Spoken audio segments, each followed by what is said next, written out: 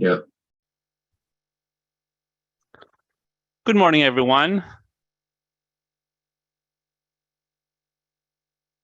We'll wait a couple more minutes or so for the rest of the folks to show up, and then we'll get started.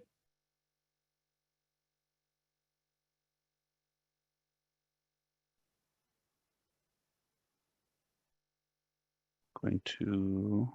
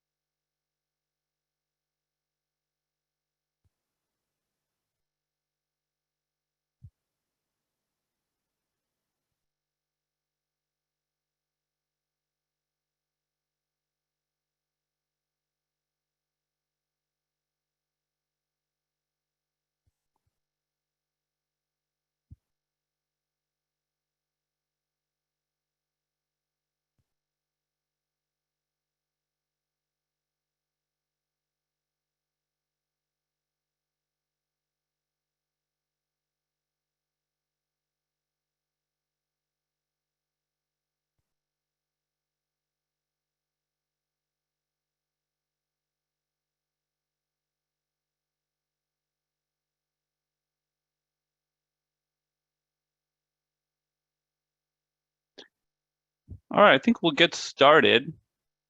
It is 10:01. Thank you everyone for joining us for this Recycle and Reporting System webinar. I'll put the slide up here in a second. And we'll get started. Forgive me if it's my first time running a Zoom meeting here, so if my controls are a little bit slow. Let's get started. Again, good morning. My name is Cameron Zargar, and I'm a senior environmental scientist in the Policy Development and Analysis Office at CalRecycle. Welcome to the Recycling and Disposal Reporting System webinar. This webinar will cover topics on registration, reporting, highlight a few new features, and discuss topics on troubleshooting.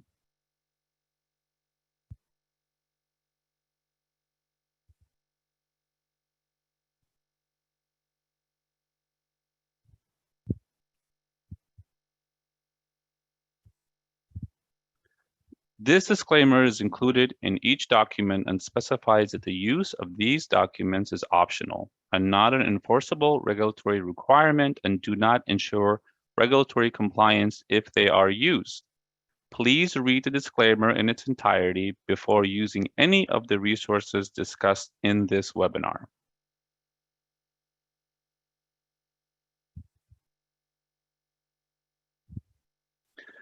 There will be two Q&A sessions. One will be approximately halfway through the webinar, followed by a 10-minute break, and the second Q&A session will be at the conclusion of the presentation. Let's go over the instructions. If using Zoom, type your question or a summary of your question into the Q&A pane located on the bottom of the screen. We will not be using the raise hand function. If watching via the Cal EPA broadcast, email your questions to RDRS at calrecycle.ca.gov. Questions should focus on the topics discussed during this webinar only. CalRecycle staff will go through the question as they come in. For those calling in by phone, to ask a question over the webinar, you must unmute yourself on your end. Please state your affiliation and ask your question. If we are unable to answer your question during the webinar, please email us at rdrs@calrecycle.ca.gov and we will get back to you soon. The purpose of this presentation is to highlight the various features of RDRS, including registration and reporting, various resources, old and new, how to complete some common tasks, and resolving common reporting flags. This webinar and the accompanying slides were created so that you may use them as a resource when registering and reporting in RDRS. Once the webinar and the presentation is made ADA compliant, it will be uploaded to the RDRS resources page for you to download and be used as a resource. RDRS is CalRecycle's electronic online data system in which businesses, facilities, and operations with a reporting obligation submit required information to CalRecycle. Reporting entities submit information to CalRecycle on a quarterly basis on the types and quantities of material that they sell, transfer, or dispose. The main RDRS webpage can be accessed at the following link. Entity types that we need to register in RDRS include haulers, transfer processing facilities and operations, permitted disposal facilities, recycling facilities and operations, composting facilities and operations, brokers, and transporters. To determine if your entity needs to register for RDRS, please use the Do I Need to Register tool. The Do I Need to Register tool will help you determine if you are required to register and report in RDRS.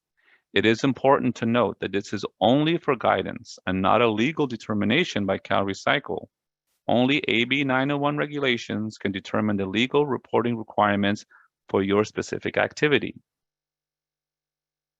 If you need additional help determining your RDRS obligations, you have several additional options after using the Do I Need to Register tool.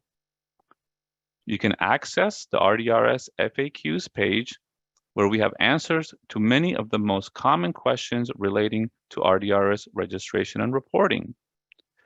You can access Public Report 0, which lists all entities in RDRS. For example, you could use it to search for another entity that you know does similar activities, entity X. If X is there, non-provisional, active, and required to report, you may also be required to register and report. If you still need help, please contact us again at rdrs@calrecycle.ca.gov and provide as much detail as possible for us to be able to provide you with the best answer. Once you determine that you do have to register and report in RDRS, you will need to create a web pass so that you may access RDRS. The link provided at the bottom of this slide will take you to the CalRecycle Web Pass homepage as shown in the screenshot.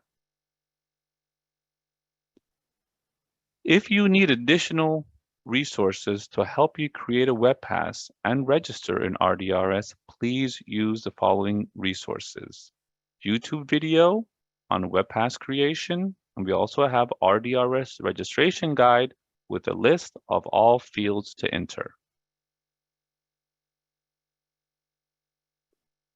If you are required to register and report in RDRS, your reporting obligations can be found in the following sections of the AB 901 regulations. Please review these sections as they pertain to you.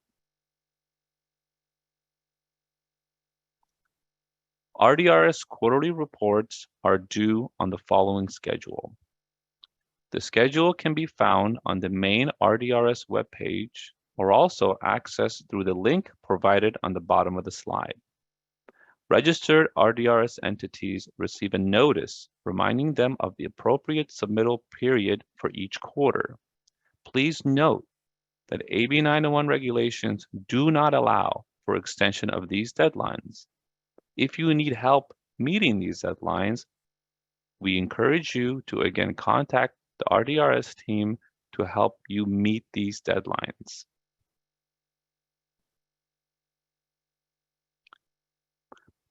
This slide provides links to some helpful resources to help you register and report in RDRS, including various videos, presentations, and guidance documents. Again, these are live links, so when you download the presentation, you should be able to click on them, and the links will take you to the appropriate web page or file for you to access.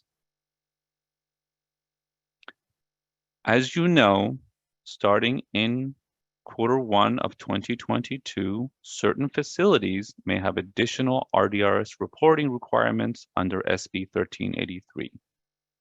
This slide provides a list of links to various resources to help you meet your SB 1383 reporting obligations in RDRS.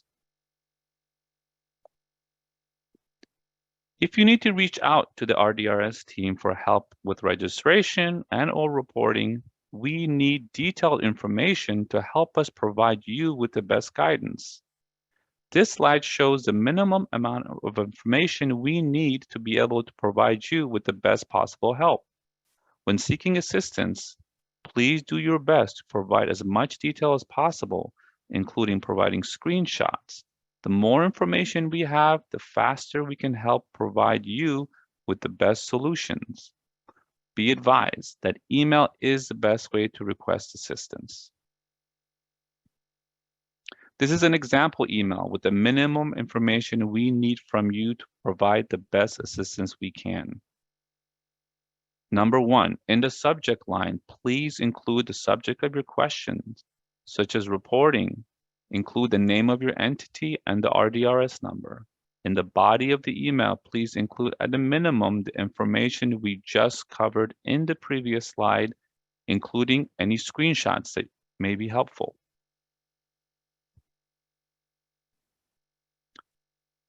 The RDRS team has a data review process. Once a quarterly report is submitted, it will be reviewed by our RDRS team to ensure that the data and information submitted is accurate. If an error is discovered or extra clarification is required from you, the team may contact you via an email notification.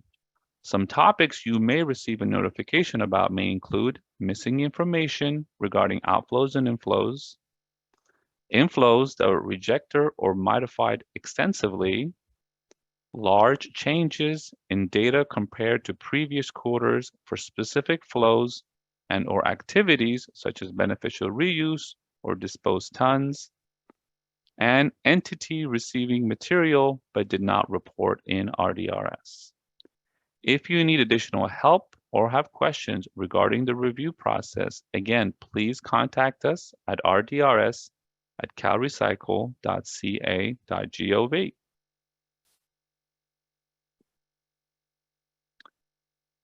As RDRS continues to develop and is refined, our team may also create new features.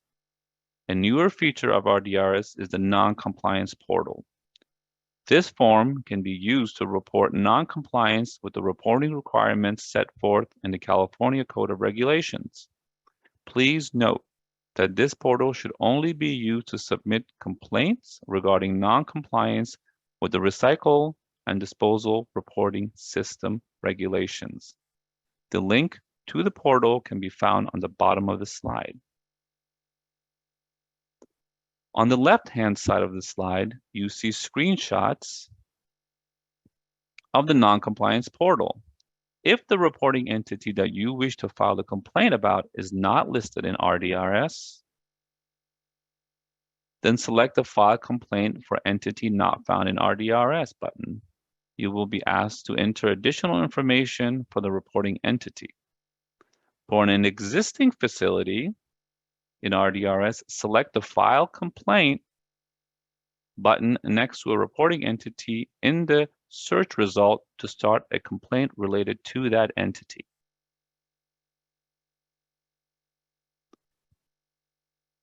This slide highlights a very valuable RDRS public resource, the RDRS Public Reports. The public reports summarize information from RDRS data within the report are subject to change and reflect the information that reporting entities provide within RDRS. The reports can be found using the following link below. I'm not going to go into the details of what each report will provide. We have 10 reports at this moment, but I strongly encourage you to have a look and see what sort of valuable data these reports can provide.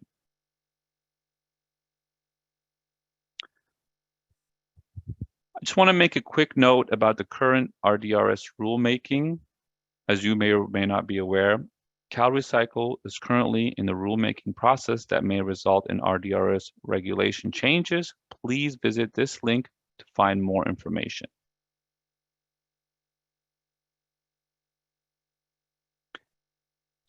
Now, I would like to start the how-to section of the webinar and cover some of the more frequently asked about topics, such as how to gain access to an already existing RDRS organization, how to revise a quarterly report, how to request an exempt status, how to request an inactive status, and how to request a closed status. For a topic, each slide will have a step-by-step direction to help you complete the specific task. Please note that I will not be going through every step of a presented task or procedure. Please download these slides so you may refer to them as you need in the future. The slides will be posted on the RDRS resources page once they are made ADA compliant. The RDRS team receives many emails regarding accessing an existing RDRS organization without having the proper login information. For example, if the person responsible for completing and submitting the quarterly reports leaves the company and did not share the login information with the new person in charge, how do you gain access? Number one, email the RDRS team with the information presented earlier in this webinar, including your contact information. The RDRS team will add you as a contact.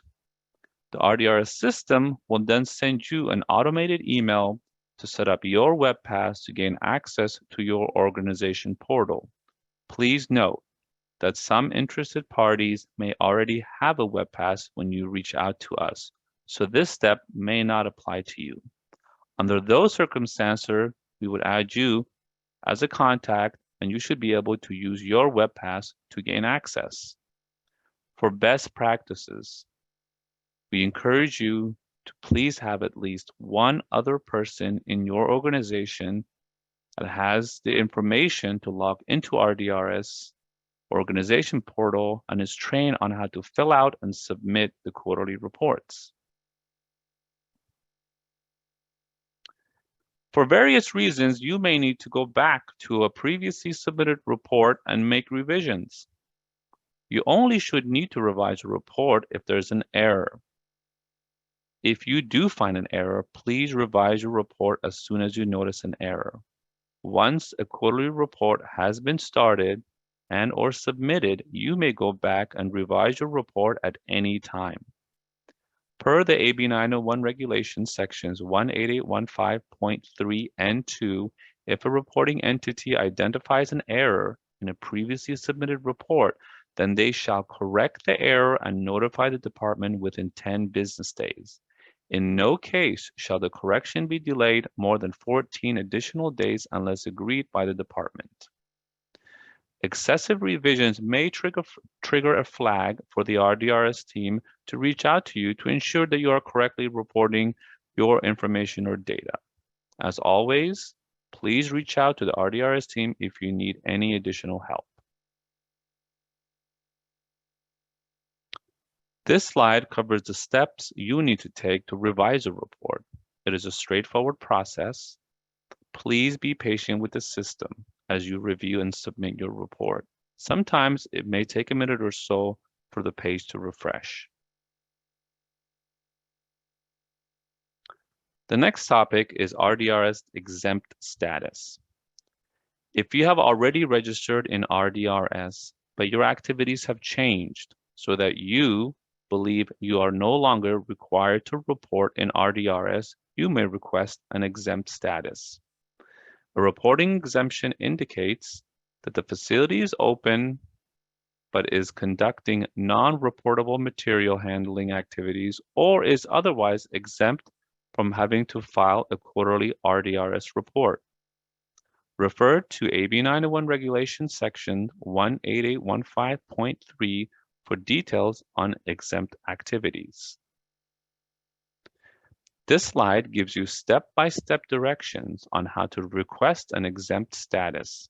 Please note the CalRecycle staff will act on your request within 60 days of submittal. Additionally, the business, facility, or operation that is active for any part of the quarter and operating in a manner such that reporting is required in excess of the de minimis tonnage threshold will be required to report for the period in which they were active for that quarter.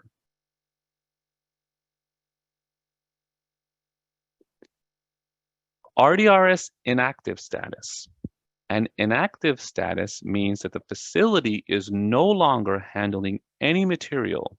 Under such circumstances, you would need to request an inactive status.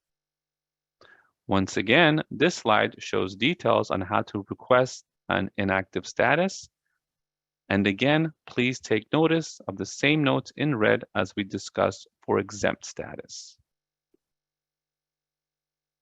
This is a summary slide of what I just covered in the previous few slides regarding requesting an exempt or inactive status.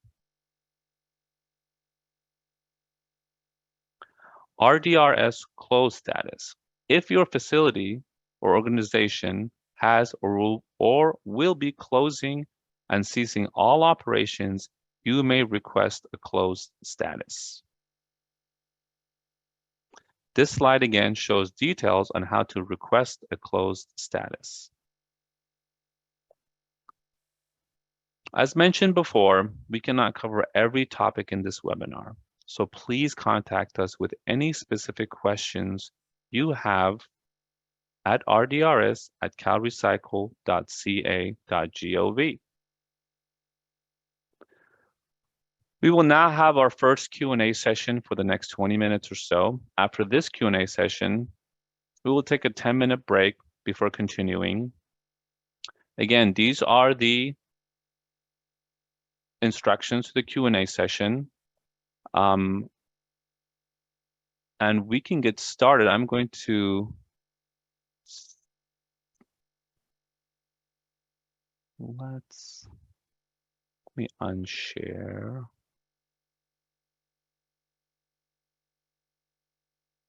Okay.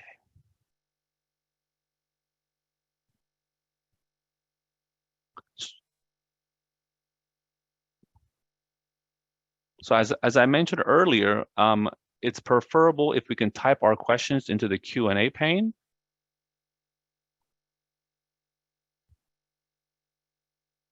And then we can get started. Let's see, I'm going to read a question here from Stephen Slater. What steps are being taken to improve latency and fix the crashing that the RDRS system is suffering lately?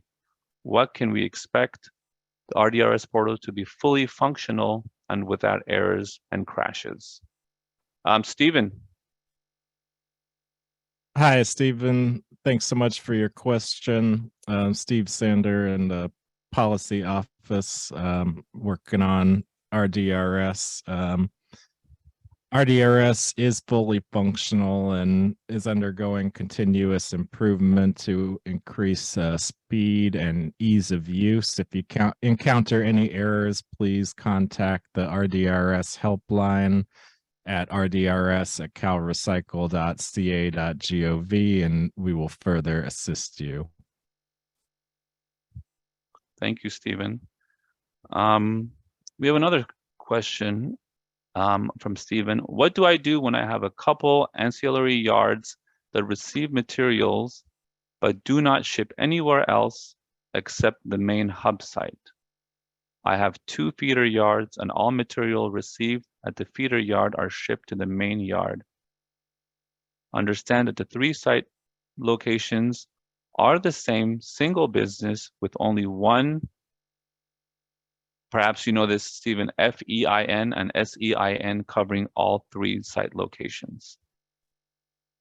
Yeah, Stephen, it depends on whether the facilities are handling reportable materials, engaging in the definition of recycling per our regulations, whether they're a permitted solid waste facility, whether they're on the same or an adjacent parcel, and whether the quarterly tonnages handled for the ancillary sites exceed the de minimis tonnage threshold requiring reporting.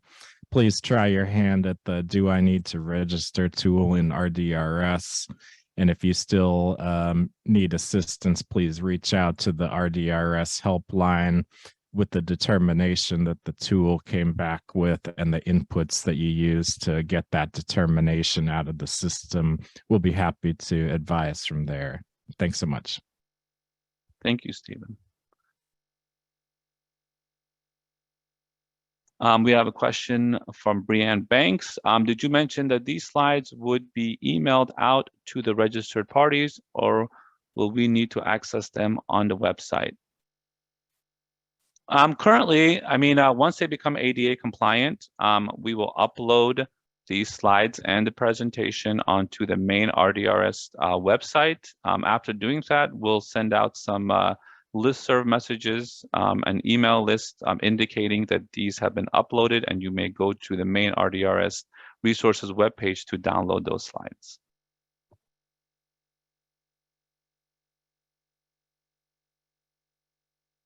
Okay, we have a question from Stephen Moreno. If revising a prior quarter to add SB 1380, sorry, let me start over. If revising a prior quarter to add SB 1383 data, will it require all prior submitted data to be reviewed again? Example, Q1 2022 was successfully submitted, reopened, and add organics, and there was not a submit button, and opened other line items that had been accepted. I could answer that. It's Peter Stackless. I'm also senior environmental scientist, kind of lead programmer, works on RDRS. Depends on what type of entity you are, because when you revise a report, especially for transfer processors, due to if you have disposal and allocations and origin data, that tab resets, and I think you have to accept it again, and then you can review it and then submit the report. Usually if you're a recycler or broker, composter, and you revise your report, you don't have to change anything else if you just change your organics tab. But if you're a disposal facility or a transfer processor, you may have to change a few things, not change things, just review things again, accept them, and then you can submit. Thank you, Peter. We have a question from Sarah Sanders. Do all green material composting operations need to register in RDRS? If so, what regulations address to this?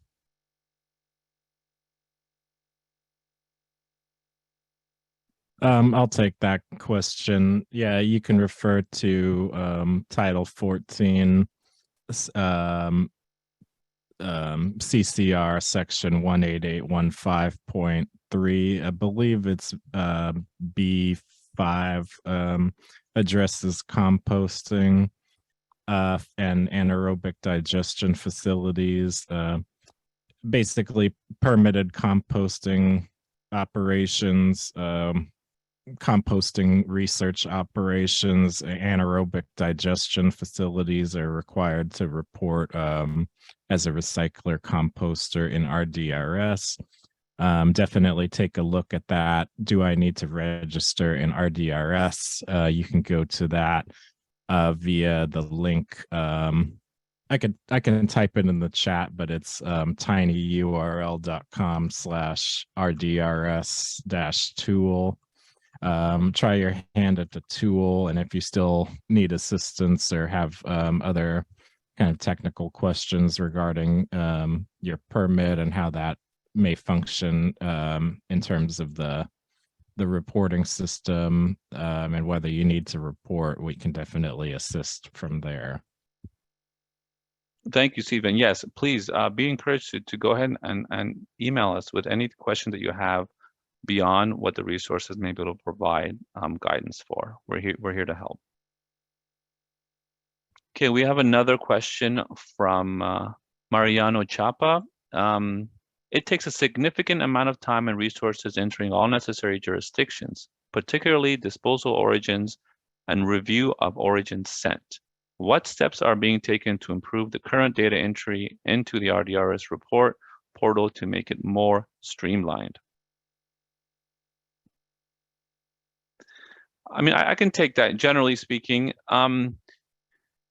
you know, the RDRS system is always being fine-tuned. We have a great team that works on that. You know, for certain facility types and operations, it is a bit more time-consuming than others because the amount of information that we need to be put into the RDRS could be a bit more.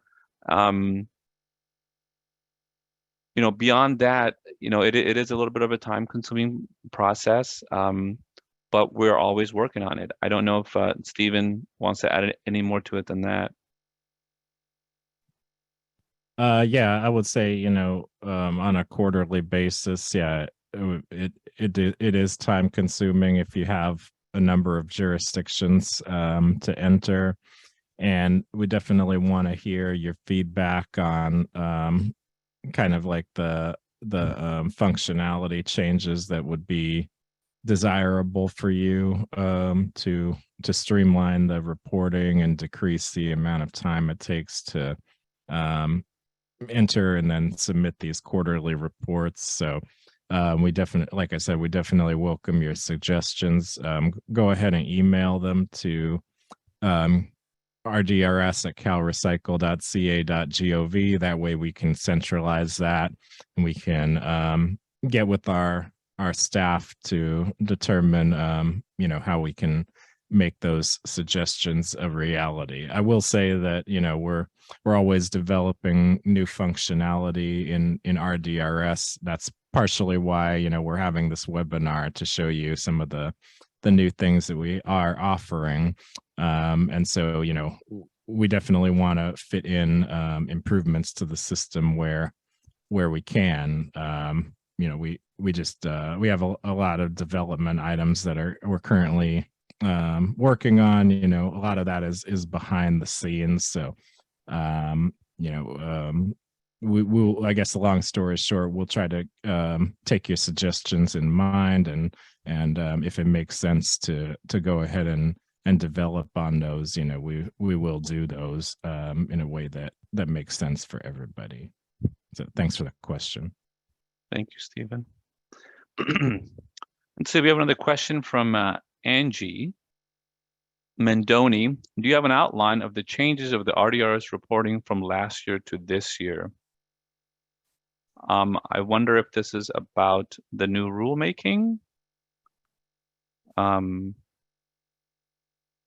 know if Stephen, if you have any. I mean, I could answer. We are constantly making minor changes to the system. That's part of what this webinar is about, to introduce some things new that we've added in the last year. So if you're talking about just like quarterly reporting and things that we've changed, we don't send out updates because sometimes it's just bugs or the different things that we fix. And the nuance that you may not be interested in, want to see an email about that. So yeah, we don't really have, to answer your specific question, entire list like on the web or anything showing all the changes. But I think this webinar is kind of showing us some of the changes in the last year. And if we have like a major change, we'll try to send out listserv notices sometimes if we've changed stuff in the system. I don't know if Stephen wants to add anything.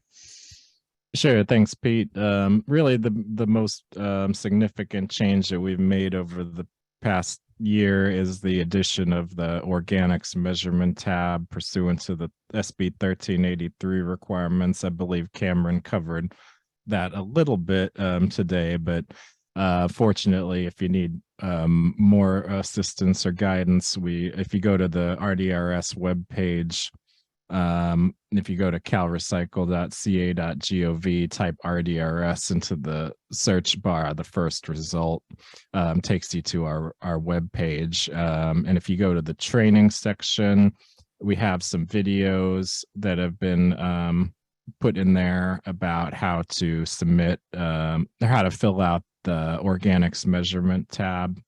And also, if you're in the quarterly report section, the link is also visible on the organics measurement tab itself in our RDRS. So I would say, yeah, if you're if you need some more guidance on how to fill that out, do take a look through that video resource that is available. And if you need any further assistance, you can type it into the chat or email us. Thank you both. Next question we have from Donna Tamayo. How soon will this recording be available?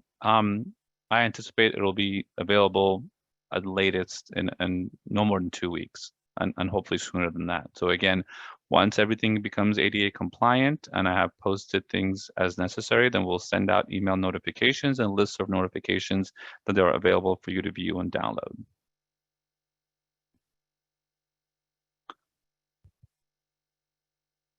Okay, we have a question from an anonymous participant. What would be an example of why someone would use a non-compliance reporting function? Stephen. Thank you. Sure, I'll go ahead.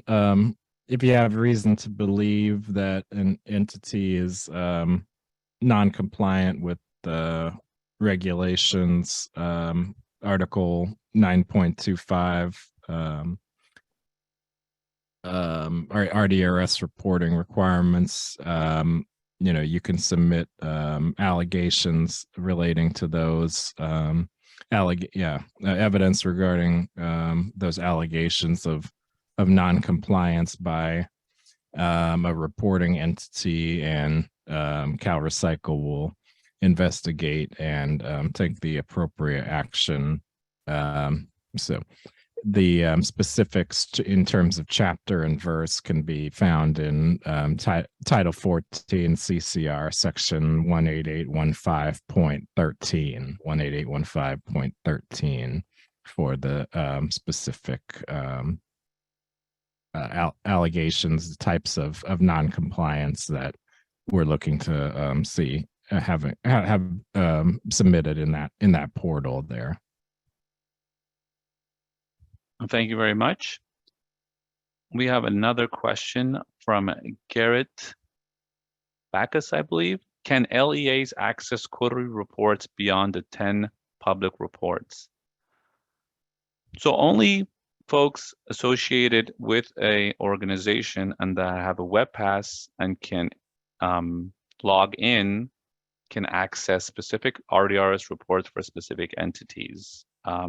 LEAs and folks outside of the organization that do not have access to directly go into a organization portal within RDRS to look at any reports. So yes, for now, public reports are where the information from RDRS can be accessed, for example, by LEAs. Have any more to add to that, Stephen?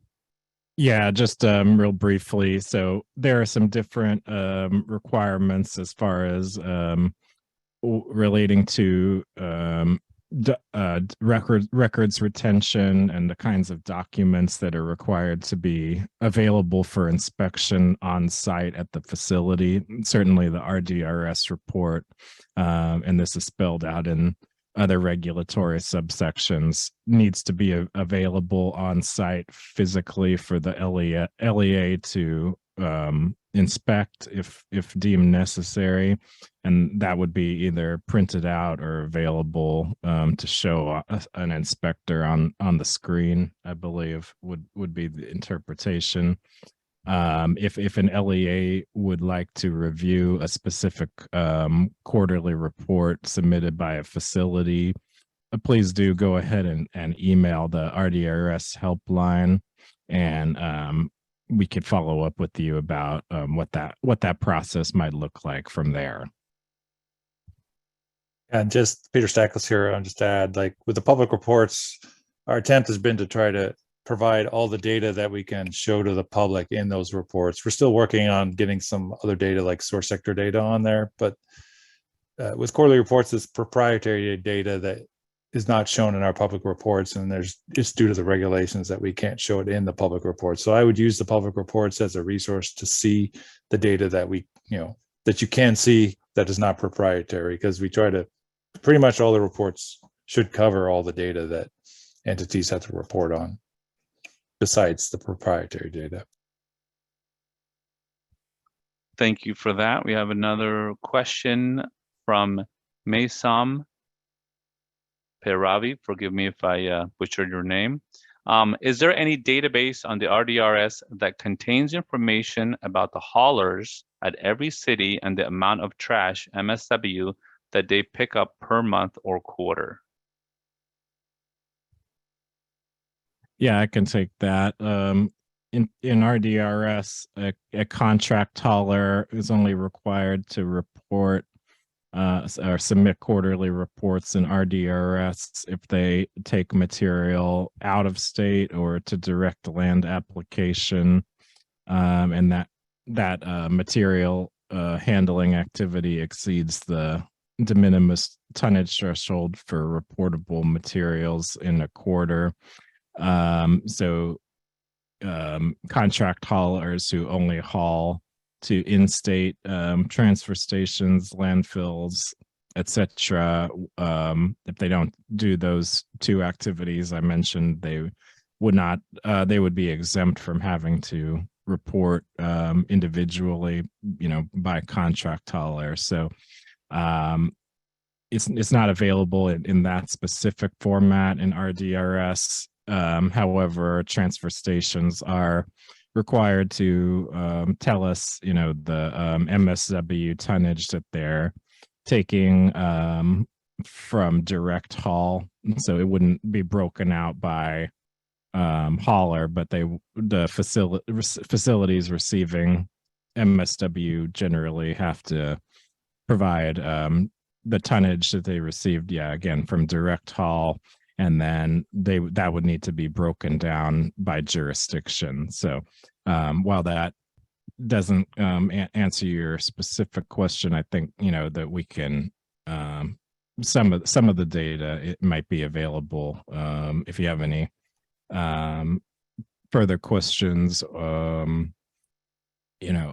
if you want certain data available, definitely check out our public reports to see if that has what you need. If not, feel free to reach out to us, and we could go from there to see how we could get you what you want.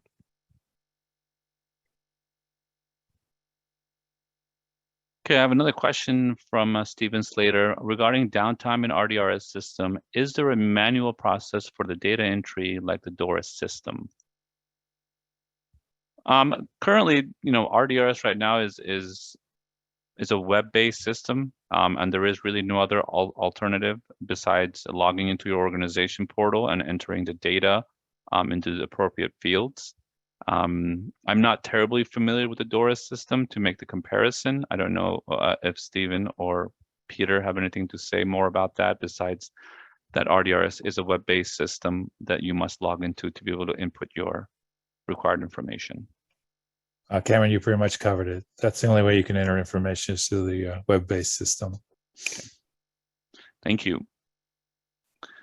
We have another question from an anonymous participant. The auto allocation of origin to landfills is especially cumbersome. Is there a way that we could report for each landfill origin rather than the tins being pushed off of percentages to each disposal site?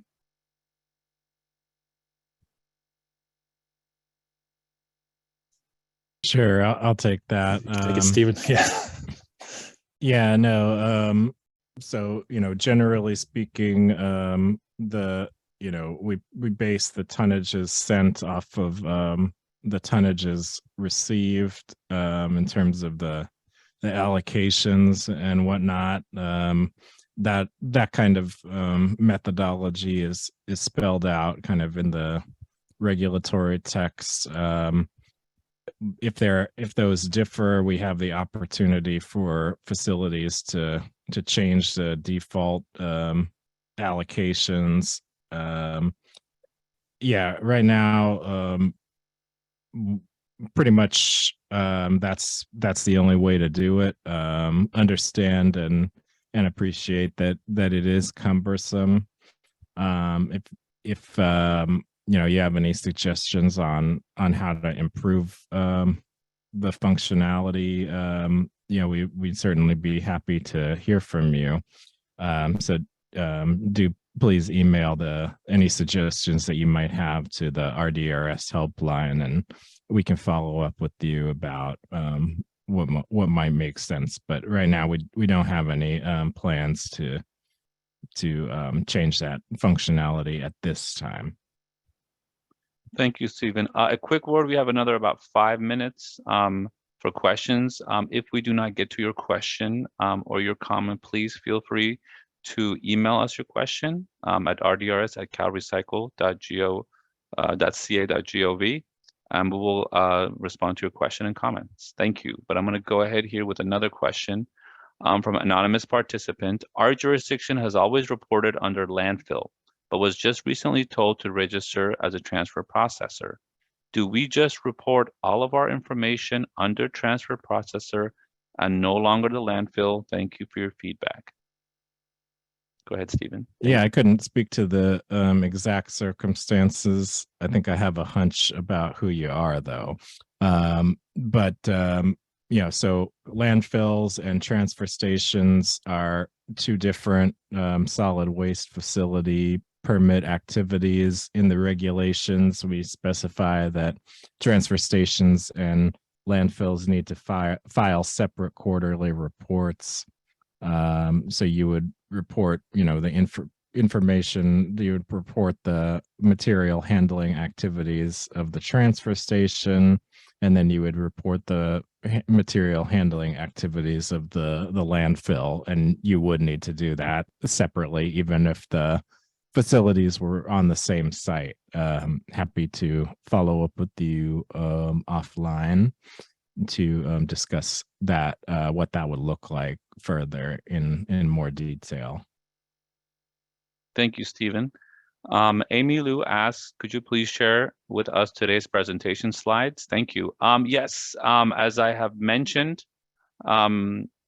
these slides, once they become ADA compliant, will be posted on the main RDRS resources website where you can go download them. If you are on the RDRS listserv and mailing list, you will receive an email or a message or a note letting you know that they are available for download.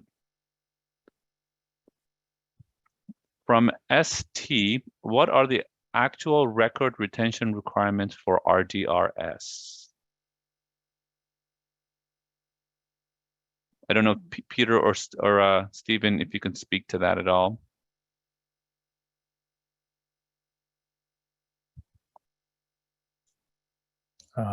Well, Stephen, probably in terms of the question is kind of open-ended. Did you mean how long does the data stay in the system, or are you talking about actual records that you record at your facility? I think that's where it's hard to know. I think in terms of facility, the regs kind of outline it. I don't know the specific sections, but you can go look at the regs and it should tell you how long you have to keep any kind of paper records on origins or just tonnage amounts for inflows and outflows. But for RDRS, all the data is in there since the system started in 2019 Q3, and anyone who's reported there, it stays there. So, thank you, Stephen. Yeah, 17896.45 talks about record keeping requirements for in-vessel digestion facilities, and then we made some corresponding changes to the other subsections that pertain to the various facilities. But basically, each operator shall maintain records in accordance with the RDRS regulations. The records shall be available for inspections as authorized by that article during normal business hours and retained in the operating record near the site or in an alternative location approved by the LEA. Great, thank you. think we'll take one more question from Stephen Madosky. As a solid waste manager, it would be very helpful to know how much waste and recycling is leaving my federal facility and its destination. We ask for these reports from construction contractors primarily, but have no way of knowing what percentage of data tonnage reporting is falling through the cracks. I guess this is more of a comment than a question, but if Stephen or Peter have anything to respond to that, please feel free to do so. Yeah, I can try. Yeah, I think let's follow up. In general, you know, if you're a landfill and you're sending material, you know, off-site, depending on what it is and how much, you know, that may need to be reported upon. When it comes to, you know, activities like the ones you're mentioning, construction contractors primarily. Yeah, I think, and I'm not sure I have enough to go on, but I think, you know, depending on what they're doing, you know, they may be required to provide you with certain information. So, yeah, we can chat offline and figure out, you know, exactly what you need and kind of go from there, if that makes sense. Thanks. Thank you, Stephen. I think we'll end it here with the questions. We're going to take a 10-minute break or so. We'll start back again at 11 for the final part of the webinar, which will discuss flags by entity types and how to resolve them. So again, apologize, we cannot get to every single question, but really thankful for the questions that did come. And feel free to email the questions to rdrs@calrecycle.ca.gov if we did not get to them, or if you need additional follow-up on those questions. So I'm going to stop my video and go on a 10-minute break. Thank you, everybody.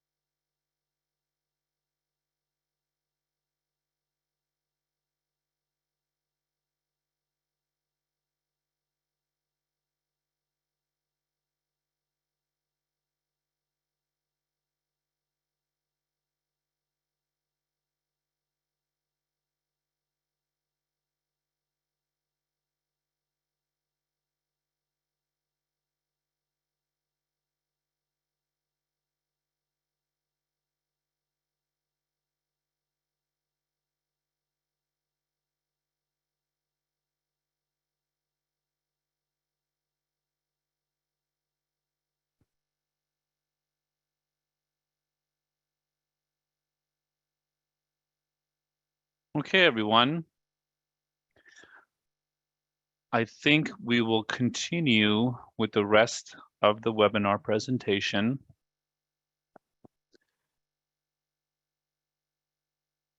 Now I will go through some of the more common flags that are triggered during the reporting process by various entity types. Please note, again, not all flags can be discussed during this webinar, but again, please do not hesitate to contact the RDRS team at rdrs@calrecycle.ca.gov for any specific flags you need additional help with.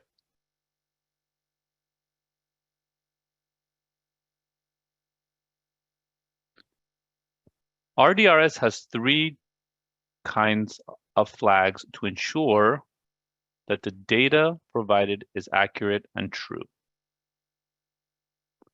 Number 1, informational. The flag notifies the interested party that data or information submitted has significantly changed compared to a previous report. No further action is required from the interested party. Number 2, verification needed. The flag notifies the interested party that data or information submitted requires verification by the reporting entity before the report can be submitted. And number 3, correction flag required. The flag notifies the interested party that data information submitted requires correction before the report can be submitted. An important note, if you have a correctional or verification flag that must be resolved, after making the corrections, you must click the review button to resolve the flag. To do so, navigate to the Review and Submit tab and click the review button. I will start off with reviewing the top correctional flags for transfer and processors. The first 2 flags we discussed deal with disposal origins and disposal allocations.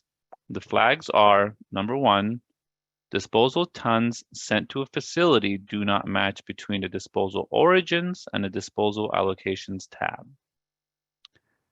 And number 2, the total destination tons for a jurisdiction does not match the actual destination tons for that jurisdiction determined in the origins review screen. These flags have to do with the disposal allocation or green material allocation and disposal origins or green material origins. I will first present a scenario how these flags will be triggered, then show you how to resolve them. For the purposes of this demonstration, I will just focus on the disposal allocation and the disposal origins tab. For green material allocation and green material origins, the process to resolve the same flag is the same. Let's go through a scenario where the 2 flags we just discussed will be triggered. In the Inflows tab, I will complete the method box by clicking Edit. In table number 3, the total material accepted from direct haul at your facility table, I will add an inflow of solid waste of 1,000 tons. Moving on to the Outflows tab, I will complete the methods box and choose an outflow stream of solid waste. This will create the appropriate table where I can add the solid waste outflow to destination X of 1,000 tons. Moving on to the disposal allocations tab. In the allocation by each facility material was sent to table, I will accept disposal allocation of 100% from direct haul to destination X. Moving forward to the disposal origins tab, I will add 2 jurisdictions for the material sent to destination X. I will enter 500 tons by clicking edit for each destination, for each jurisdiction, for a total of 1,000 tons. I will then click the Review Origins Set button. In the Review Origins Set page, I will click Accept All in the Disposal Origin Destination and Material Sent table. Then I will click Edit Tons for the first jurisdiction and change the actual tons to 400 and click the Save button. Then I will do the same for the second jurisdiction, changing the number to 600. Then I would click the View Edit Destination button, and this will open up.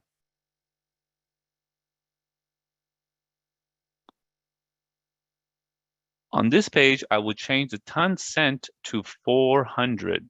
Previously, it was 500. And click back to get back to the main Origins Sent page. Finally, I would click the Disposal Origin tab at the top to go back again, and click the Edit for the box at the top, and choose a reason why I changed the default jurisdiction tonnage assignment on the Review Origin Sent page. In the scenario I just presented, one of the flags triggered is disposal tons sent to a facility do not match between the disposal origins and the disposal allocations tab.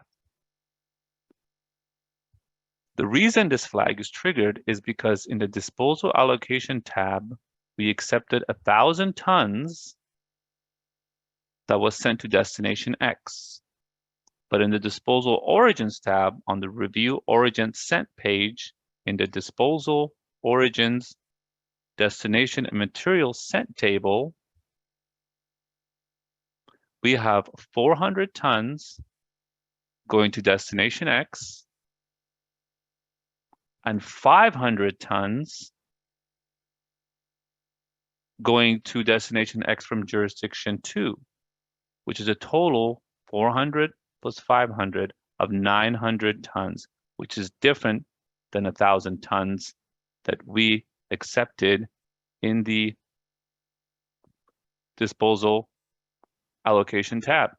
When this occurs, when there's this discrepancy, we will not only get this flag, but also the next flag, which states that the total destination tons for a jurisdiction does not match the actual destination tons for that jurisdiction determined in the Origins Review screen.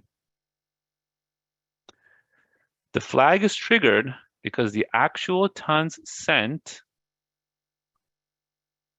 in this case 600, does not match the tons sent in the table, 500. To fix this, as we did in the example for the first destination, we must do for the second destination. So we'll click the Edit button and change this to 600. Once you correct the issue on the previous slide, this will resolve both flags. As you can see in the screenshot, I have corrected the tons sent for each jurisdiction so that the total 400 plus 600 is equal to 1,000 tons. And that matches what we accepted in the disposal allocation tab. To wrap up these two flags, when you edit the total tons sent from a jurisdiction on the Review Origin Sent page, you must click the View Edit Destination for that jurisdiction and alter the tons such that the total tons sent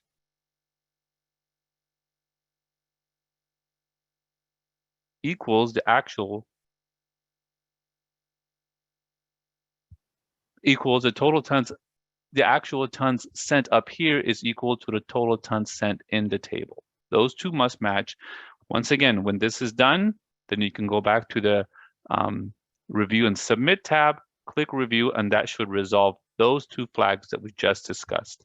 I understand it may be a little bit convoluted, but I assure you, once you download this, and if you have issue with these two flags and go through the scenario step by step, it'll seem a bit more clearer.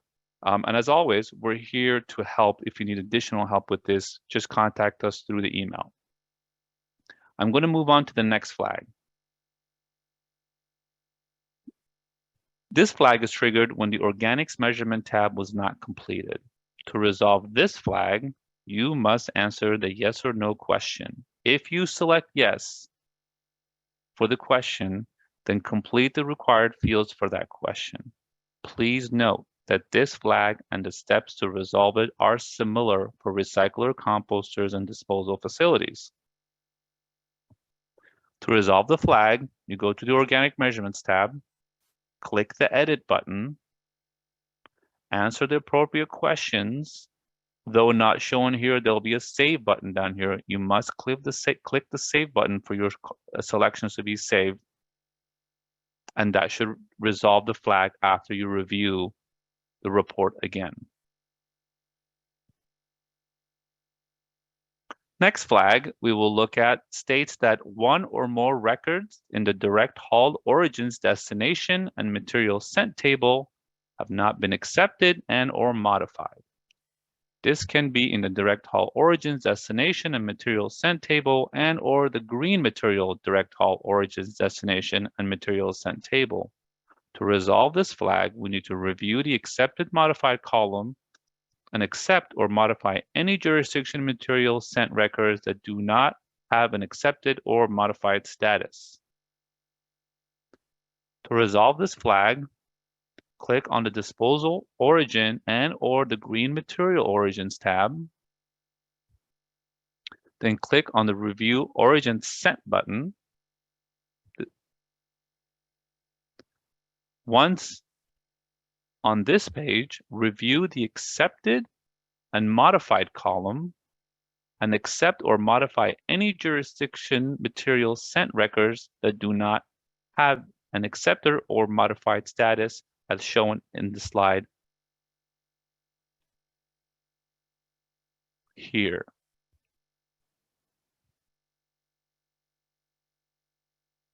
That should resolve that flag.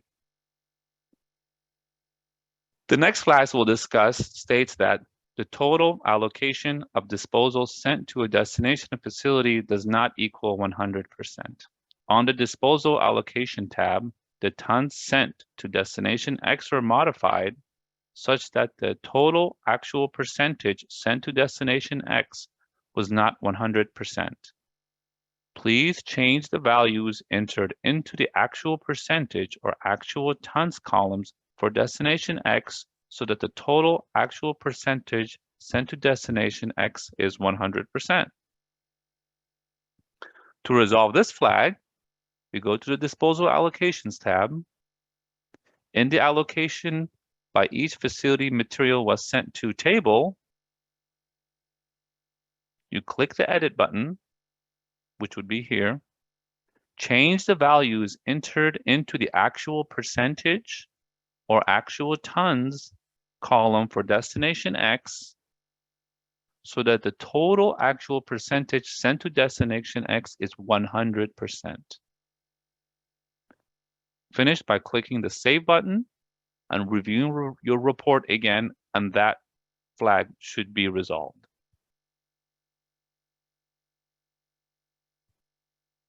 So those were the top flags that we had for transfer processors. Now I will move on to cover some of the top correctional flags for disposal facilities. The first two flags I will cover are related, and the steps I will go through will resolve both flags. The first flag states that total tons entered do not match the inflow tons accepted for use for one or more non-green material beneficial reuse records. To resolve this flag, we must correct any non-green material inflow records in which the totals do not match so that the inflow tons accepted for use match the total tons entered. On the next slide, I will go over the second flag before providing the steps necessary to resolve both flags. This is the second related flag and states that total non-green material beneficial reuse tons do not match total non-green material reuse tons entered. The reason this flag is triggered is because you reported accepting non-green material beneficial reuse inflow tons for use, but the actual total tons entered in the beneficial reuse tab for ADC, AIC, construction or landscaping use of these materials does not match your total non-green material beneficial reuse inflow tons.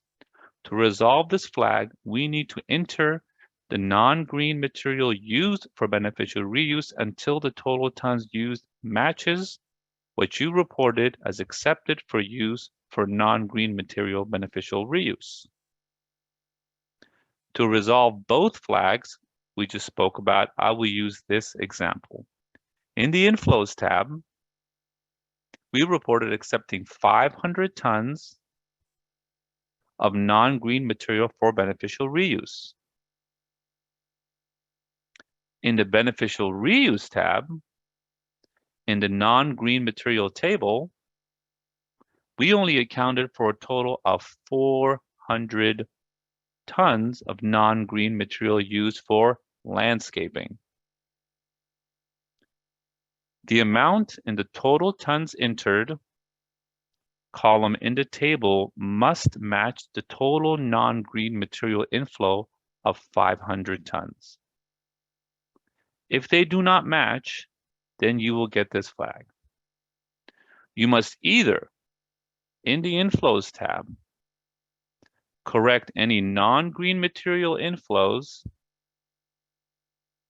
records, or in the Beneficial Reuse tab, correct the amount in the non-green material table so that the inflow tons accepted for use match the total tons entered.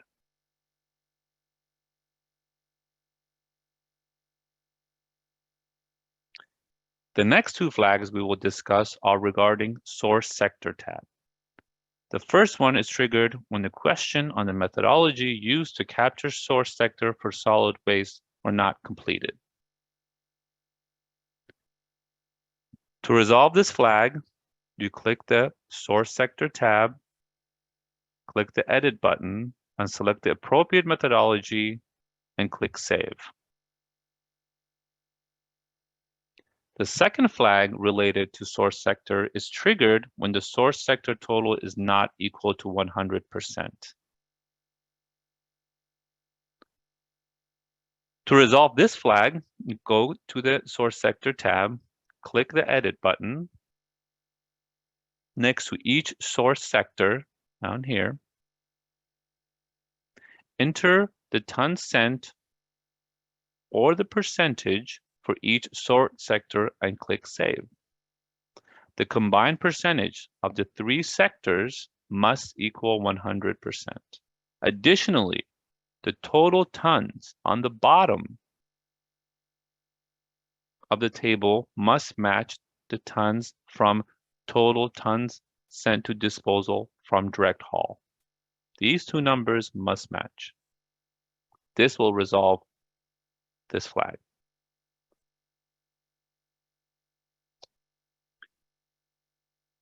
Now we will cover some top correctional flags for recycler and composters.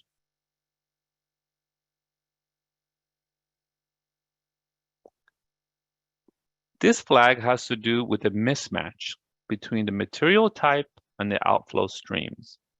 The flag states that processed green material was used in the non-green material for beneficial reuse stream. To resolve this flag, you must remove or reject any non-green beneficial reuse outflows where the material type is processed green material. Then include those outflows within the green material for beneficial reuse stream instead.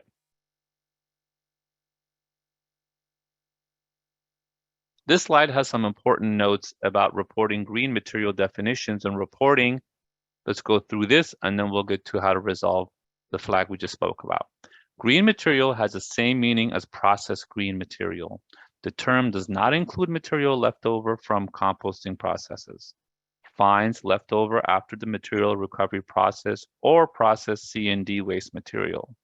Non-green material for beneficial reuse is specifically defined as non-green.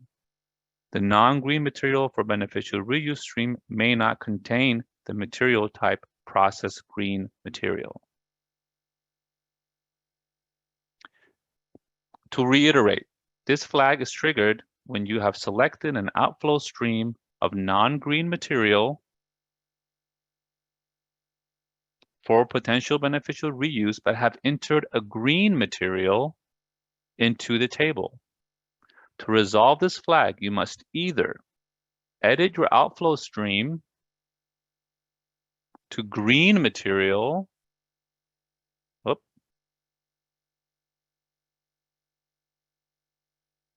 for potential beneficial reuse, then enter your green material into that table, or remove the green material from the non-green material for potential beneficial reuse table. Basically, the outflow stream and the material type must match. Once you do that, the flag will be resolved. The next flag states that you submitted quarterly report without entering outflows.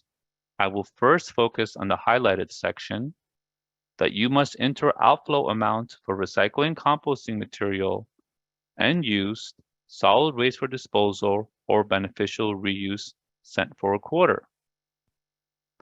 Please note that this flag and the steps to resolve it are similar for broker transporters, recycler composters, haulers, and disposal facilities.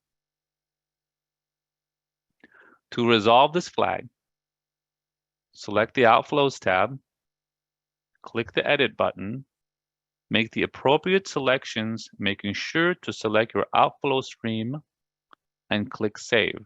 Only when you have selected an outflow stream in this box will you see a table for that specific stream to enter data for.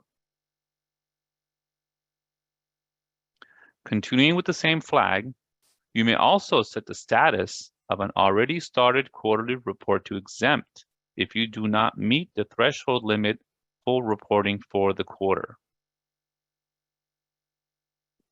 To change the status of your quarterly report to exempt after you have already started a report, click on the Review and Submit button, click the Edit button, select the appropriate reporting exemption from the drop-down menu, and click the Save button. That will resolve that flag. Now we will move on to cover the top correction flags for haulers. This flag states that direct hauled origins have not been entered for solid waste sent to a destination facility. The flag is triggered when no records have been entered under direct haul origins for a destination. If you have direct haul outflows for solid waste, you must report the origins for direct haul tons sent to a destination. These are the steps to resolve this flag. Number 1, click the Disposal Origins tab. For each outflow of direct haul tons sent to destination X, select that destination or organization site. This will take you to the next page. In the direct haul disposal origins table, click on the plus Add Jurisdiction button and add the jurisdiction or jurisdictions of origin. Then click the Edit button and enter the tons of materials sent to destination X. Do this for all jurisdictions that sent direct hauled material to destination X. The total tons sent to destination X must equal the total tons sent in the direct haul disposal origins table. You may have one jurisdiction in there, or you may have 20 or more, or whatever it may. But at the end of it, the total tons at the bottom of that table must equal the total tons sent that you see up here. The next flag states that tons sent from outflows do not match tons sent entered in origins for a destination facility. This flag is triggered when for destination X, the total tons sent entered in the disposal origins tab does not match the total tons sent reported in outflows. To address this, we need to correct the total origin amounts so that they match the tons sent from inflows to a destination. We just discussed this in the previous slide. Just to reiterate, the total tons sent to destination X must equal the total tons sent in the direct haul disposal origins table. The next two flags we will discuss are regarding the source sector tab. The first one shown here is triggered when the question on the methodology used to capture source sector for solid waste exported out of state were not completed. You are required to complete the source sector methodology questions on how you track source sector because as a contract hauler, you exported direct haul solid waste to one or more destinations out of state. Similarly to before that we discussed, to resolve this flag, we go to the source sector tab, you click the edit button, select the appropriate methodology and click save. The second flag shown here related to source sector is triggered when the source sector total is not equal to 100%. Source sector percentage for disposal exported out of state must total 100% for the two source sector categories. Again, as before, you click on the source sector tab, click the edit button. Next to each source sector, either enter the tons sent or the percentage for each source sector and click save. The combined percentage of the two sectors must equal 100%. Additionally, the total tons sent in the bottom of the table must match a ton sent from the total sent to disposal from direct haul. These two must match.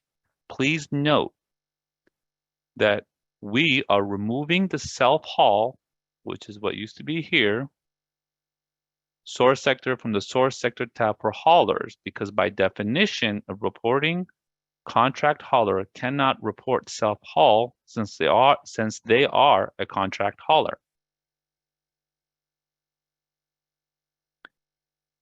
Just to reiterate and remind you, if you have a correctional flag that must be resolved, after making the corrections, you must click the review button to resolve the flag. This is the end of the presentation part of the webinar on our last Q&A sessions. We can continue this until the end of the seminar. I'm going to stop sharing the screen and open up to the Q&A part of the presentation. Again, please type your questions into the Q&A pane at the bottom of your screen. Thank you very much for your attention.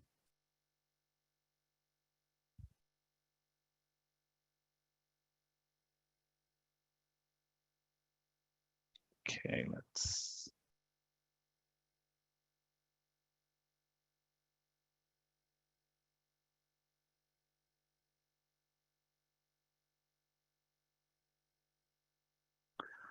I'm going to start off with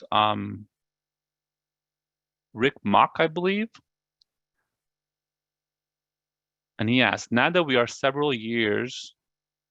are several years of this very comprehensive data collection reporting, has there been any studies, conclusion, and unexpected discoveries? If so, what and where has this been presented? Thank you for your question, Rick. Our team, our RDRS team, looks through the data on a continuous basis, looking for any anomalies, for any trends. But currently, the best way that we're using the data is by our waste characterization teams and for waste characterization studies. All the data, like you mentioned, that has been gathered now for several years is very informative for us in designing our waste characterization studies to be able to make them as comprehensive as possible. So in that sense, that is one example of how data that is being input into RDRS is actually helping tasks or studies that we have to do beyond RDRS. If you have any more detailed questions about how the data is used, again, please feel free to email us at the RDRS email address.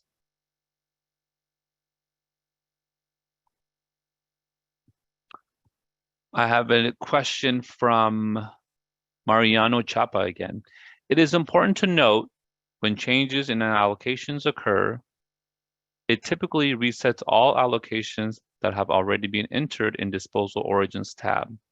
What would it take to not reset the review origins sent to avoid duplication of efforts? Yeah, I can answer this, Peter Stackless again. We put that in there just to make the user review their allocations and origins if they change something. I know it's cumbersome that you have to accept it again, and we have been reviewing that, whether to change that or not. But for now, we're still going with the process. We would like the user to kind of check their data again if they're revising their report. And that's usually where it resets. Or if you change data, then you have to look at those tabs again, the allocations tabs and the origins tabs. If you change like your tonnage, your outflows, your inflows, then you should look at the allocations tabs again, because otherwise flags may trigger, especially the ones that Cameron covered for origins and allocations. So that's why we reset them and have you look at them again. But we're looking at this. We may change it in the future, but for now, it's the way it is. Thank you, Peter. Thank you, Mariano. You're welcome. We have a question from Cheryl Duran. Is there a report that shows total annual tonnage by material type by reporting entity activity from a statewide and county perspective?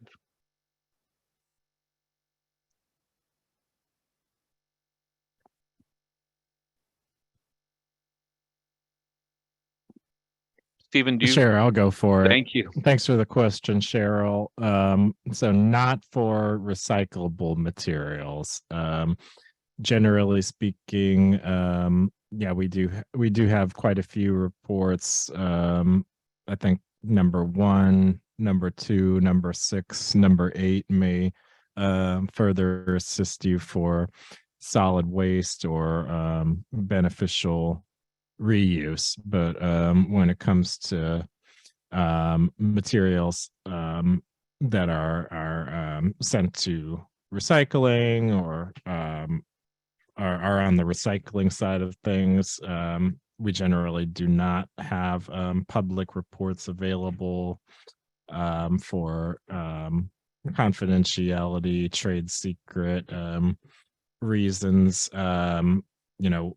Please email us at rdrs@calrecycle.ca.gov if you're looking for something specific. We may be able to provide some resources or suggest how you would be alternate ways that you would be able to get that data if needed. Thank you, Stephen. Vanessa Aguayo asks, please expand on the organic measurements tab, explaining the difference between mixed waste organics collection stream, source separated organic waste collection streams, gray container collection stream, and composting or in-vessel digestion operations. Thank you for that question. Those discussions can be quite lengthy, and perhaps they are not the best for this venue.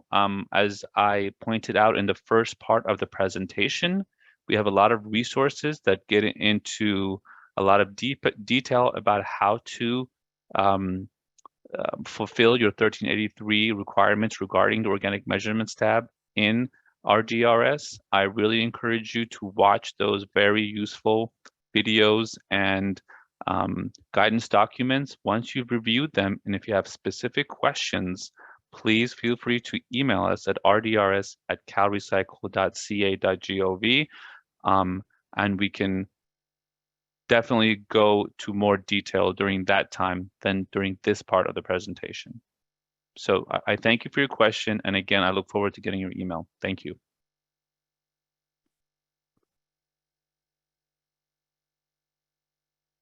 We have a question from Cecilia Argulias. Is the RDRS officer conducting visits to the facilities to see report? Will advise the chosen facility if they are coming to audit the entity? Yeah, thanks for your questions, Cecilia. The regulations don't require us to let you know that we're coming to inspect records. Thank you, Stephen. And Cecilia. Cecilia again asks, we are a broker and only have documents. No materials are stored at this facility. I believe what Stephen just mentioned still applies. So thank you.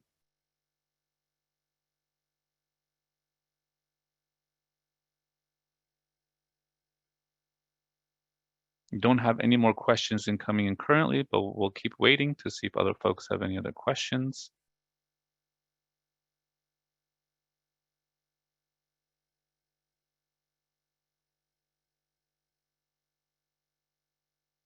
Again, I just, while we wait, I just want to mention, I know some of the steps and the screenshots, we kind of went through them at a faster pace than perhaps could be digestible currently fully. Again, once they go, once they're made ADA compliant and posted online, I encourage you to download them, go through them as you need to. If there's any specific questions about any of those flags, please don't hesitate to reach out to us so we can definitely help you to resolve those.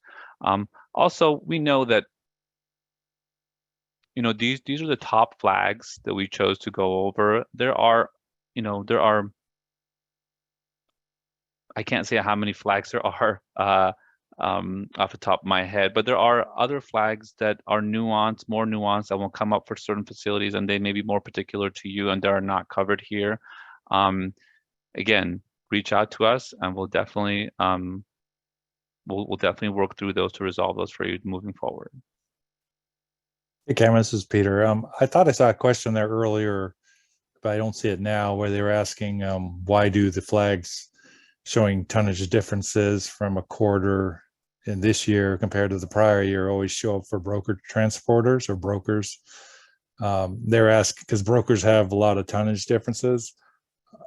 I guess to answer that would be basically those flags are for all entity types, and they're set to a certain percentage. So if you have a tonnage difference, say like Q1 of 2023 and then Q1 of 2022, it's going to look back, and if it's over a certain percentage difference, whether positive or negative, it's going to trigger. And most of those flags are informational, just to show you. Some of them have verification where you just have to click the button and verify. So there is no specific, we don't target them at brokers only. They're for all entity types, and it's kind of just to show you guys if there's a major difference in the tonnage stream, like broker transporting stream or recycling composting stream or something like that. But I noticed we hadn't answered that question, so that's why I brought it up. Thank you. I apologize for missing that. No worries. We have a question from ST regarding the organic sampling measurements for SB 1383 for the 10 consecutive operating days. If a facility is closed on a Sunday, do we include this day in the consecutive 10-day period No, you do not. So you only, consecutive days means, like you said, days that are operational. So it could be, if you're not operational on a Sunday or a Saturday and Sunday, then you would count the days before and after those days as your 10 days. So it's not 10 calendar days, but it is 10 days that you're operational, that you must do those measurements for. And if you need any additional, again, details, please contact us, and we'd be happy to help you going forward.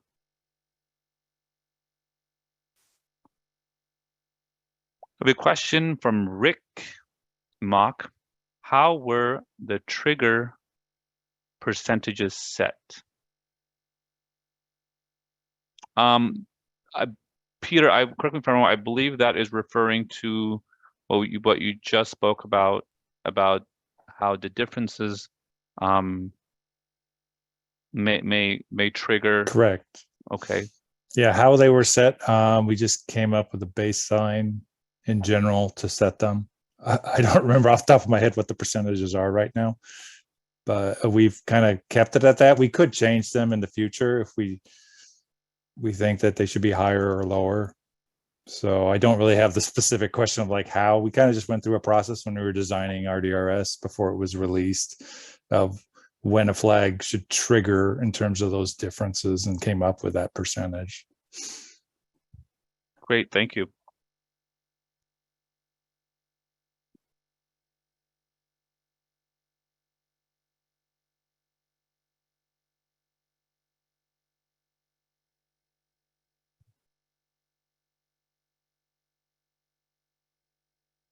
I'm seeing another question here from Stephen Moreno. If revising a prior quarter to add SB 33 data, will it require all prior submitted data to be reviewed again? Did we answer that one? We did. You answered it. Oh, okay. Because I thought we didn't. Sorry. No, that's okay. That was regarding if you enter the data, do you have to review? And you said that for certain facility types, that may be the okay. I'm just trying to make sure we answer all questions. No, I appreciate it. Thank you so much.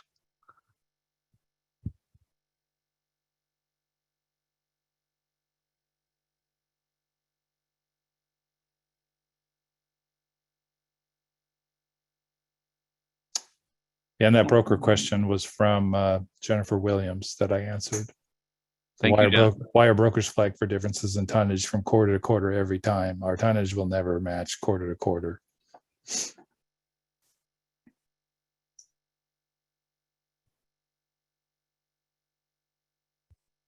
We have another question from anonymous participant.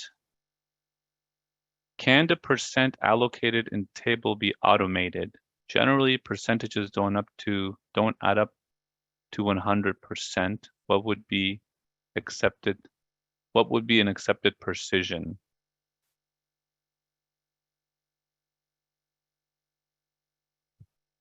I'm going to say Peter might be better equipped to handle this in terms of the specifics. From my understanding is that, and correct me if I'm wrong, Cameron, that it's the tonnages that need to match more so than the percentages. Right, as long as the value matches, that's what we're looking for. For instance, like take for example the source sectors tab that I think you went over. The percentages may not match exactly due to rounding, but I think the bottom line figure should be exactly the same as what's reported in the inflows tab. You're correct, Stephen. And the reason I think I mentioned both percentage and the tons is to basically cover all the bases. Just to make sure, there's the least bit of possibility that there might be any flags. Just to make sure that the percentages equal 100%, and also that those tonnages match. Yeah, Peter Stackless here. I would add that because the anonymous participant mentions the allocation tab. It is automated in terms of how many inflows you've entered, say from direct haul versus from other transfer processors sending you tons. If you're another transfer process, processor, the system looks at it and figures out the percentage automatically in terms of the total disposal amounts from each source. So it is doing that. It's the part that isn't automated is the origins. You basically have to enter your origins and make it match the total tons sent for direct haul. But it seems like they're asking specifically about the allocation table. You have the estimated tons there, and that's the automation part. And then you either accept it all, or you can modify them and make sure they enter 100%. Thank you, Peter and Stephen. We have another question from Vanessa Aguayo. When it comes to reporting inflows, table number 3, clean carpet, concrete, tires, and other recyclable material, would we report under non-green material for beneficial reuse?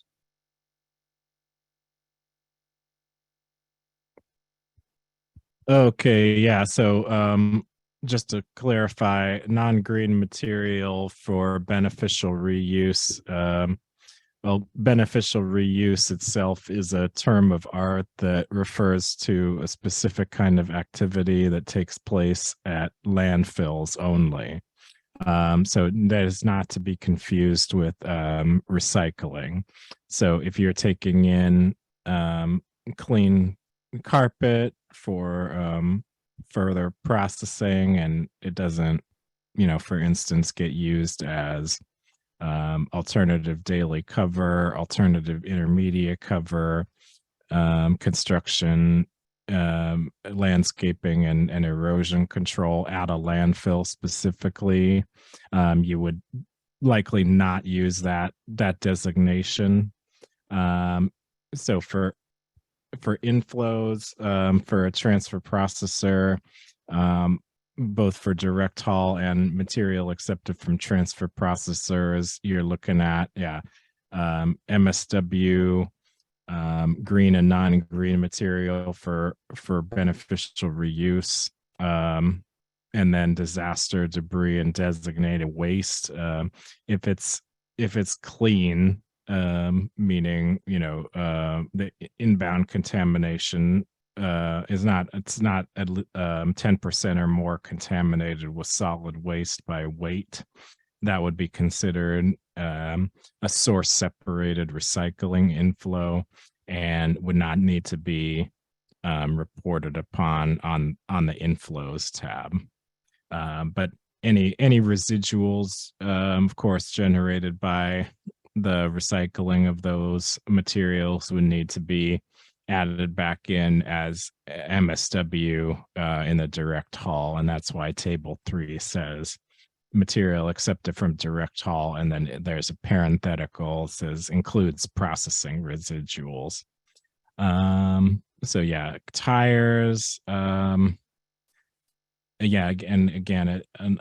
I believe tires aren't required to be. There's some nuances when it comes to tires. I'll just say that generally speaking, what's reportable, unless it's whole tires disposed in landfill or used as cover, is that you would report on tire derived rubber or fuels.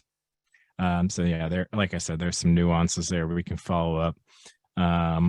Concrete, again, if it's accepted for recycling, not sent to beneficial reuse, and it's clean, and it meets the MSW thresholds that I laid out earlier. Again, it would be considered a recycling inflow and not needing to be explicitly reported upon in the inflows tab. So specifics and you like to follow up, please do, and we can go from there. Thanks. Thank you, Stephen.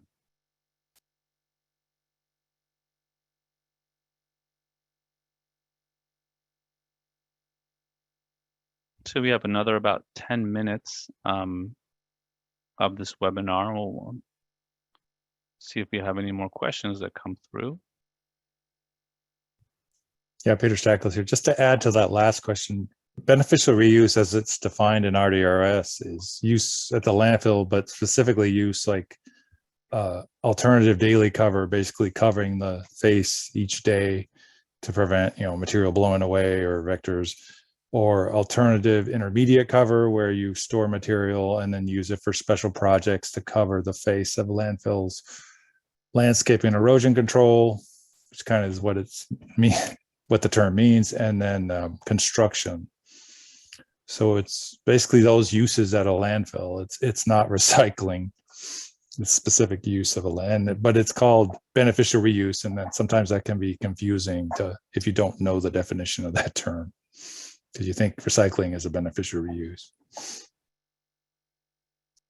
Thank you, Peter.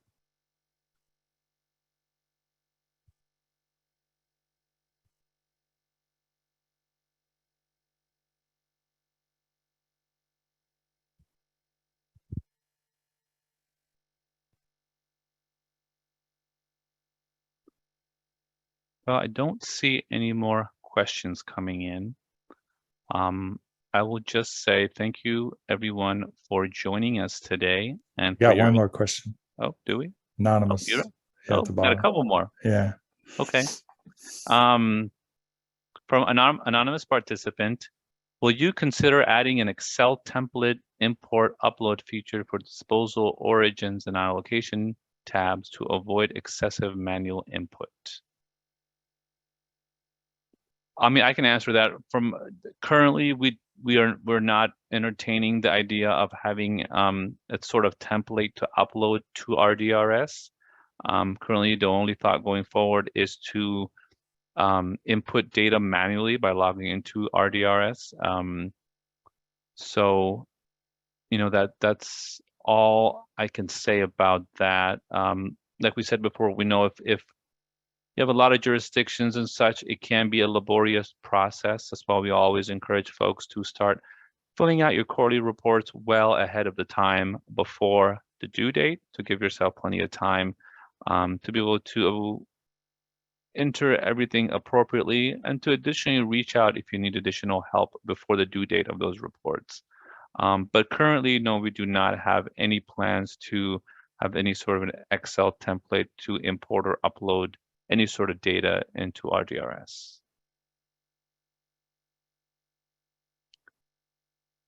I have a question from Rick Mock. I consult at a transfer processor who accepts IB dirt, which is screened, and the fines are sold for fill or reuse and removed off-site. 100% of the IB for the dirt and the tonnage for the fines reported for reuse. Is that correct? Let me know if I have to reread that, Stephen or Peter. I think I'm understanding a little bit. Yeah, Rick, thanks for the question. So a couple things at play here, which are kind of nuanced. For one thing, dirt or soil, there are some nuances there about whether that's subject to the reporting requirements. Also, material sent for reuse would not be reported upon in the system. So just because of those kind of two issues at play, I think let's chat offline and we can figure out kind of the specifics of how to report or not report those material handling activities, just to make sure that we're 100% jiving with the regs and the requirements therein. Yeah, thanks for the question. Thank you, Stephen. While we wait till the end, I just want to reiterate, when it comes to filling out the quarterly reports and submitting them, we always encourage folks to give yourself, again, I just said this before, to start the process well ahead of time. Because for one reason is that, when it comes to that final filing date, our email volume for the RDRS helpline significantly increases. So our turnaround time maybe a little bit longer than we'd like. So we always suggest that it's best practice to, as soon as data is available for you to be able to fill out your reports, please start to do so. And then that gives yourself enough time to fill out the report. It gives you enough time to reach out for any questions that you have, and also gives us enough time to get back to you to help you resolve your situation in enough time to meet those deadlines. So that's always a good practice, to give yourself enough time, especially if you anticipate if you're going to have, a decent amount of data to input. So just wanted to put that out there again.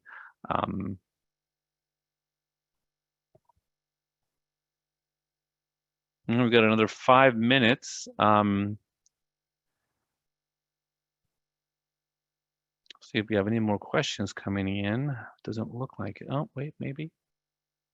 Anonymous participant asks, is there a penalty that a company has to pay if they do not file on time, and how much is it?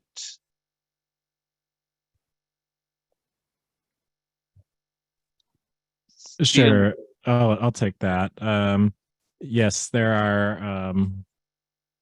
are penalties for non-compliance with the provisions of the RDRS regulations. You can read about that in Title 14, Section Title 14 CCR Section 18815.10. There's a penalty table that lays out, if it's first, second, or third plus violation, there's various progressive penalties that would result from non-compliance with the reporting requirements. Yeah, those violations can be, no, I don't want to quote the range without having it right in front of me, but the violations are per violation per day. So yeah, you can take a look at that. 18815.10 does lay out the penalty amounts for the various potential violations of the reporting requirements. And we would really prefer that it didn't get to that point. Obviously, that's part of why we're holding these webinars, to help educate the regulated community, help them be well aware of their regulatory requirements, so that we don't need to go down that road. But I would say, we certainly reserve the right to do so, if needed. Thank you, Stephen. I think with that will be our time has come to a conclusion here for the webinar. Again, I thank you everybody for joining and your attention. If you have any questions or comments or suggestions, please email us at rdrs@calrecycle.ca.gov. I thank you, my colleagues, for their expert answers as well. And that is the conclusion of this webinar. I wish you a wonderful rest of your day. Thank you.